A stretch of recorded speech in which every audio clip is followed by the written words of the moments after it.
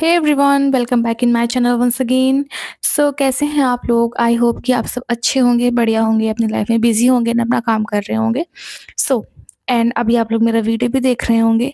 जैसा कि मैंने आपको कहा हुआ था कि त्यों जो है वो वोग वर्ल्ड हॉलीवुड जाएंगे एंड मैं आपको उसकी पूरी अपडेट दूंगी। देन वो उसका अपडेट वीडियो है, मैंने बोला था कि मैं दिन में दे दूंगी, लेकिन मैंने वीडियो इस वजह से अपडेट नहीं की क्योंकि मैं जब भी सोचती कि मैं वीडियो अपडेट कर दूं, अपलोड कर दूं, तुरंत ही एक नई अपडेट आ जाती थी। तो मैंने सोचा कि मैं शाम तक का वेट कर लेती हूँ, हो सकता है जितनी भी अपडेट्स हैं वो एक साथ में निकल के आ जाएँ। सो अभी जो है लगभग 90% अपडेट्स जो हैं वो निकल के आ गई हैं, जो वहाँ पे हुआ था।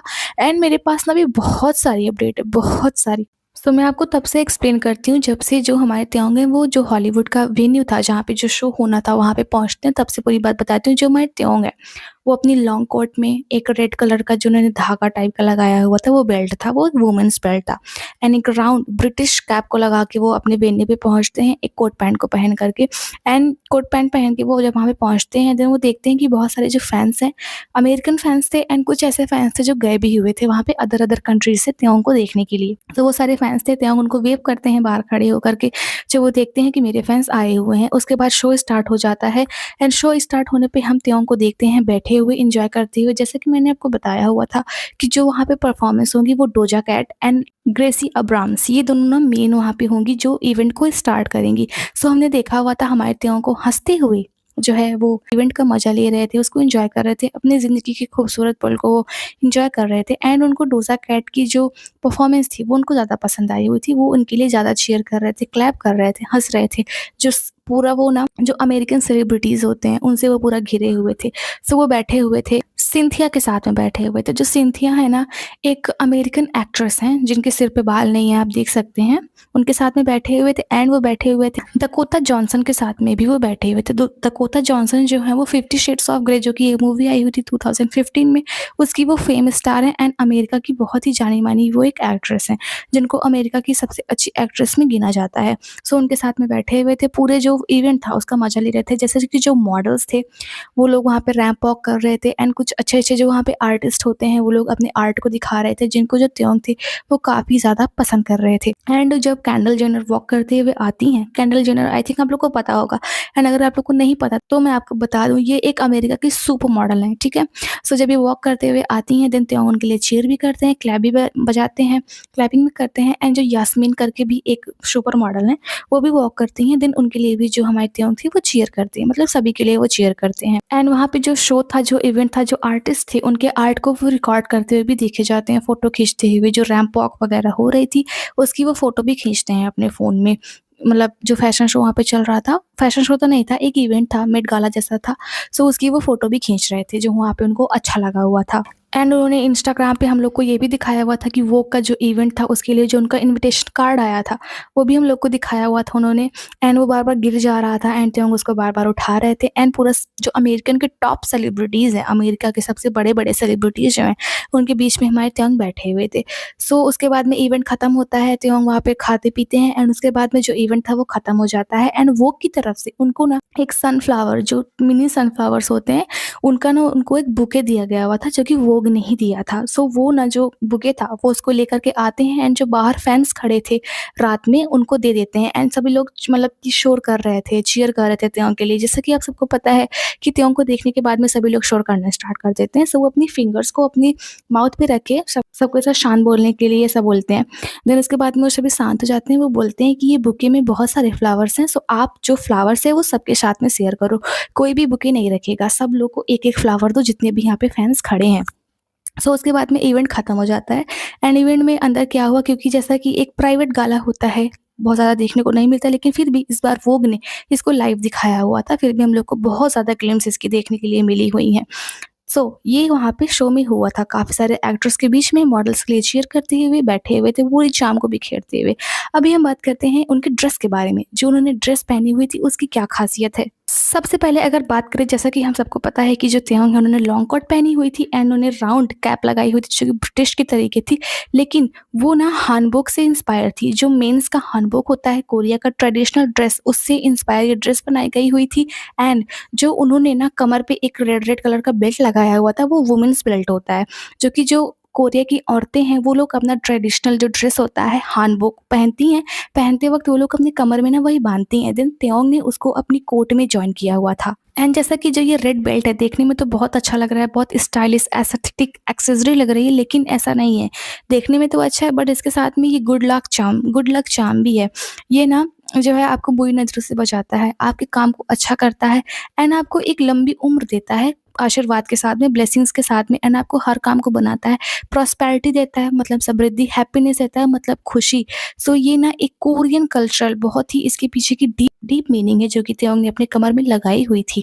ये देखने में तो अच्छा है लेकिन इसके साथ में जो ये रेड रेड धागा है, ये एक तरीके से ऐसा बोलते हैं कि लोगों को बुरी नज़र से बचाता है and according to some major के मीडिया रिपोर्ट्स मतलब बहुत बड़ी-बड़ी जो त्योंग की फैन बेस है, उनके अकॉर्डिंग जो त्योंग ने अपने गले में रेड कलर का धागा पहना हुआ है, वो हमने देखा हुआ है कि वो कोरिया में उस धागा को नहीं पहनते हैं।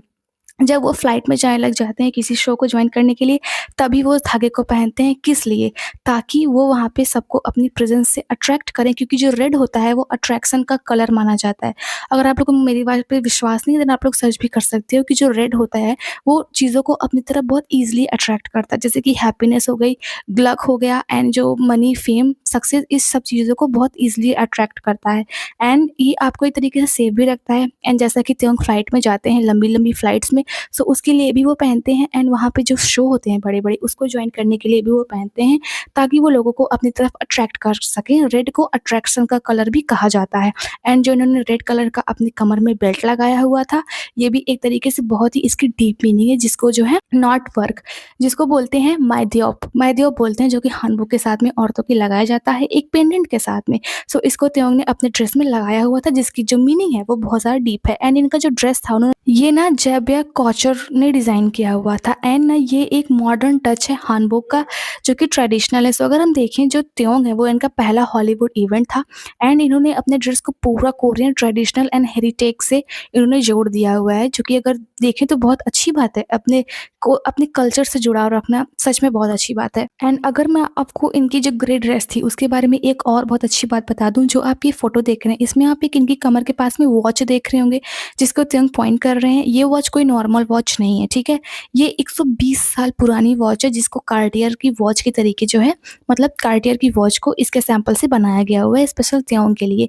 ये जो वॉच थी ना, ये जो राजा थे वहाँ के, एक राजा हुआ करते थे, उनका नाम था किंग गोजोंग के ज़माने की घड़ी है ये, जो कि कार्टियर की हुआ करती थी एंड इन्होंने भी कार्टियर की पहनी हुई है। ये ना अब्रॉड से लाई गई हुई थी उन राजा के लिए जिन्होंने कोरिया पे 43 साल तक राज किया हुआ था, मतलब 43 साल तक उन्होंने कोरिया को रूल किया हुआ था। सो उनके ज़माने की ये घड़ी है जिसके सैंपल को त्योंग ने अपने कपड़े से जोड़ा हुआ है। सो त्योंग की जो ड्रेसिंग स्टाइल थी वो बहुत ही ज़्यादा अच्छी थी एंड कुछ जो मीडिया रिपोर्ट्स हैं उन्होंने ऐसा कहा हुआ था कि जो त्योंग ने कपड़े पहने हुए हैं वो ईजिली रैंप वॉक के लिए बने हुए हैं। अगर वो उनके पहन कर रैंप वॉक करें देन काफ़ी लोग उस ड्रेस से फैसिनेटेड हो जाएंगे। सो ये बात हो गई हमारे जो त्योंग है उनके कपड़े के बारे में, क्योंकि डीप मीनिंग थी इसलिए मैंने आपको बताई इनके कपड़े के बारे में। एंड अभी हम बात करें वहाँ पे वो किससे किससे मिले हुए थे। जो अना विंटूर थी जैसा कि वही इस शो को होस्ट करती हैं एंड जो त्योंग है उनको उन्होंने बुलाया भी हुआ था। सो वहाँ पे ना जब अना विंटूर इनसे मिलने के लिए आती हैं वो पूरे टाइम तक त्योंग का हाथ पकड़ के रखती हैं एंड त्योंग वहाँ पे खड़े होते हैं एंड अना विंटूर अदर गेस्ट से मिलती रहती हैं, वो उनका हाथ छोड़ती ही नहीं है। फिर थोड़ी देर बाद उनका हाथ छोड़ के वो अदर गेस्ट से मिलने के लिए जाती हैं।